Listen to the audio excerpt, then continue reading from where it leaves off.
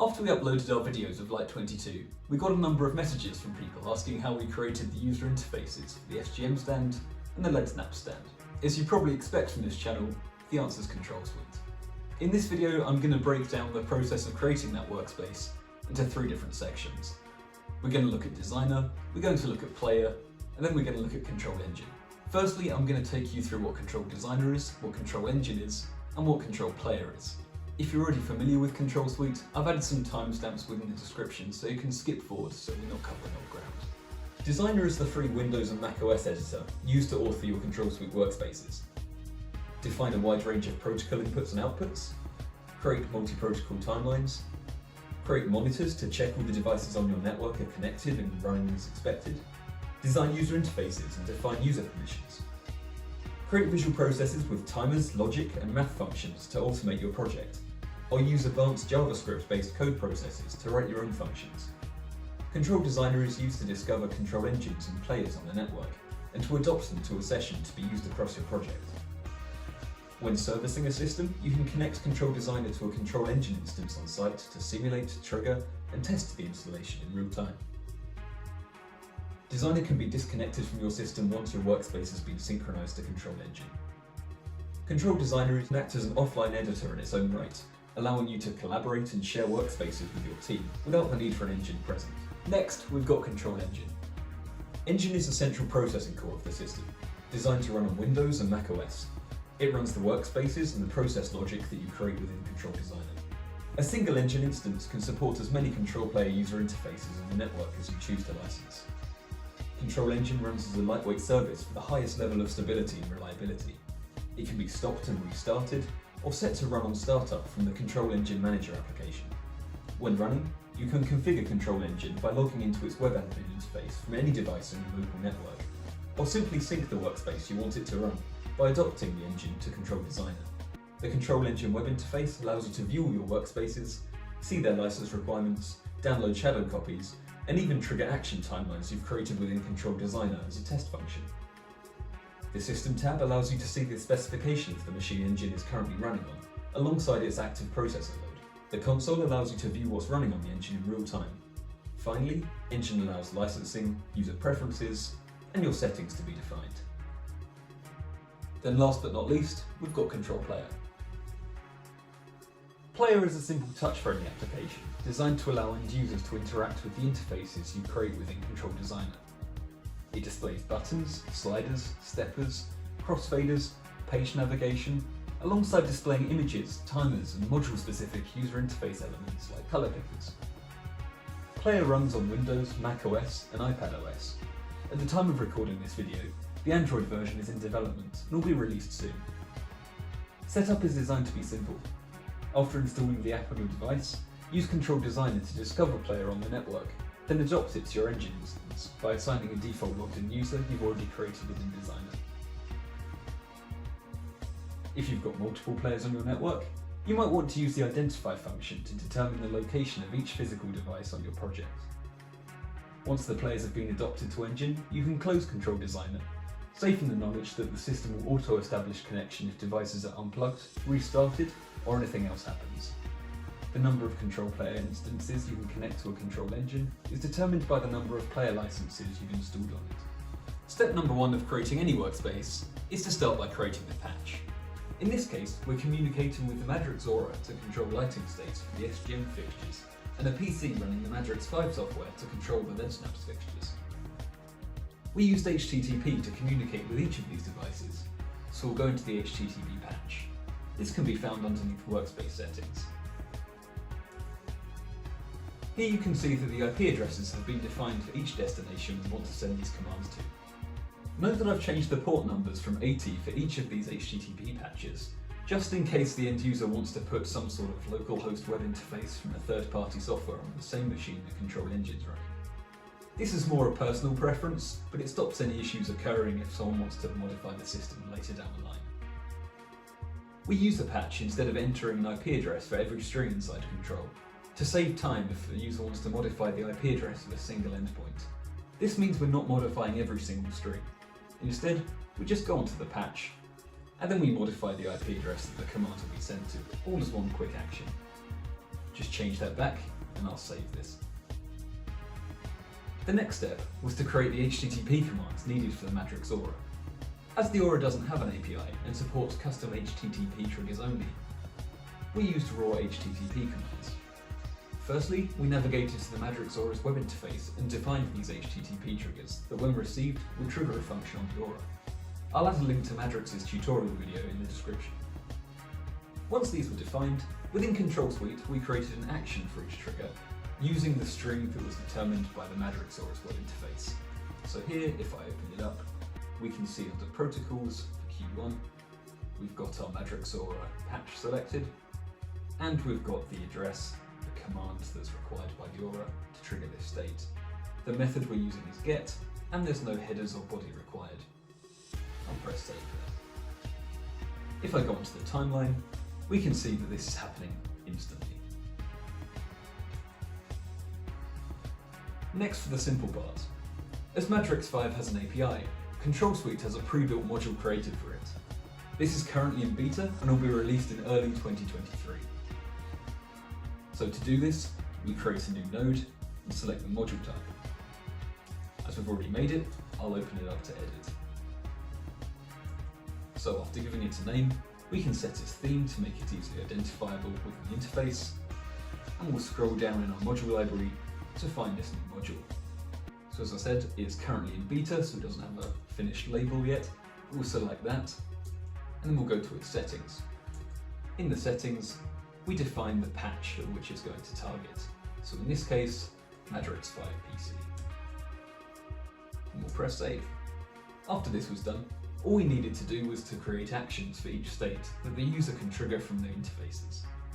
When creating actions for this, instead of typing out a custom string, we simply referenced the Madrix module and selected the actions we wanted to perform. So if I open one up now, I'll go to slot 1.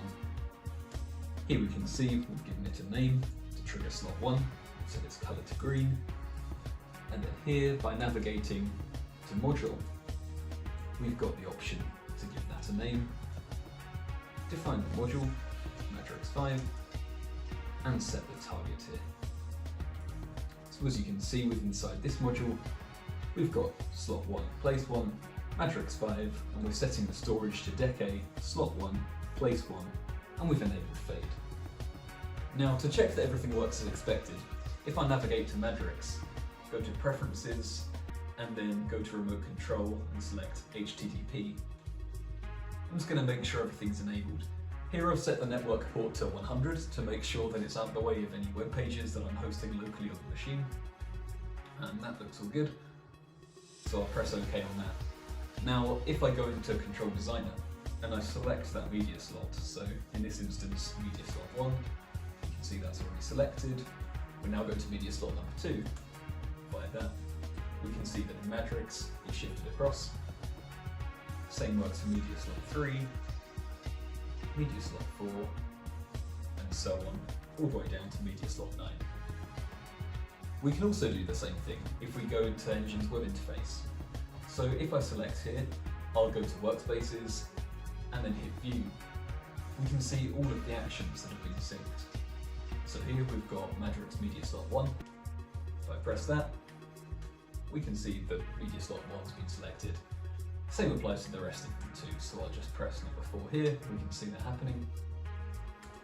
And the same with number 7.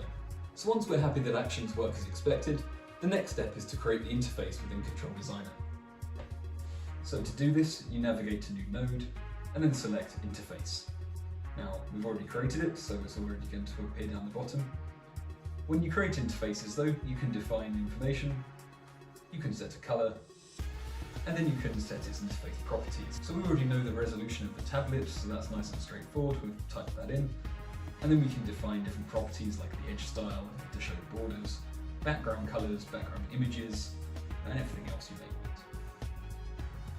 So I'm just going to cancel out of this, and then I'll navigate to the interface. So you can see it's loaded up. I'll zoom out slightly, move that to the side, and I'll select the button that I've created here. To create buttons inside the interfaces, you simply navigate to Add Component,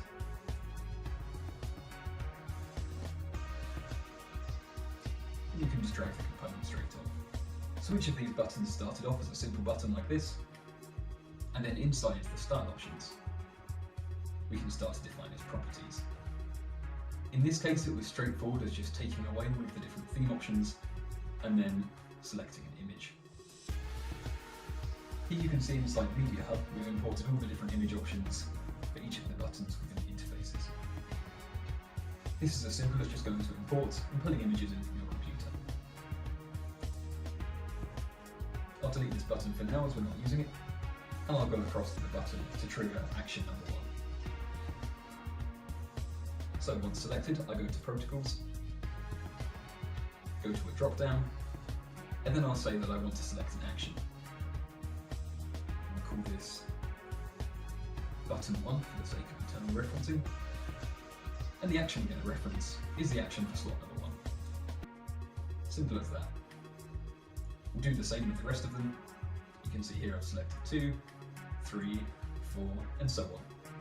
Now the next part of interface creation that's pretty important was the ability to navigate between different interfaces. So we do that with our Go to Interface buttons.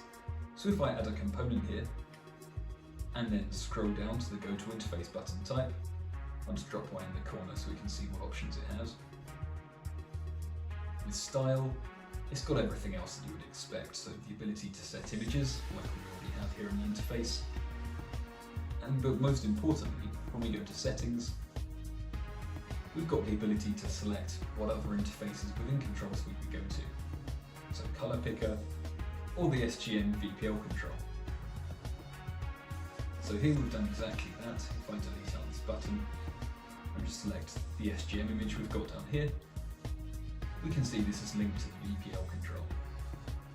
Now we've done exactly this on the color picker as well, but in addition to that, within the Protocols option, we've gone to the Add button, and we've added a module too. The module we've selected is the Madrix one. So here you can see we've selected Madrix 5, our module, and we've used the Set Storage option to decade slot 1, place 9, and we've enabled fade so it's smooth to get to it. This means that when the user transitions to the color picker, Madrix will automatically fade to a white scene, so the color picker can be seen in the most visual way on the fixtures. Similarly, on the color picker interface, when you navigate to the home button, you can see that we're automatically setting the color back to white, so 255 on RGB. And then we're also triggering media slot number 1 to go back to our normal content. Okay, so now we've been through the full workspace, let's run through it. So here I've got Madrix set up. Granted, I don't have a Madrix key plugged in, but we can see enough from the UI to see what's going on. So when I press media slot number 1, we can see that slot number 1 selected. The same applies for slot number 2, number 3, number 4, and all the way through to slot number 8. Now the interesting bit, when I press on the color picker, it's going to use that go to interface command as we can see up here, and then we're also going to transfer to slot number 9. So you can see on the interface in Madrix, right now there's a white output, but we can start using that Madrix module color picker to select the different colors there. When we press the home, once again it's going to switch us back to the other interface, and we're selecting slot number 1. If you want to look at the SGM interface, navigate to that, and then we'll start using these buttons, and they're going to start sending different commands to that Madrix aura. So I hope you found that useful. Let us know in the comments if you want to see more videos like this. If it was interesting, if you've got a similar project you'd like us to work on, let us know.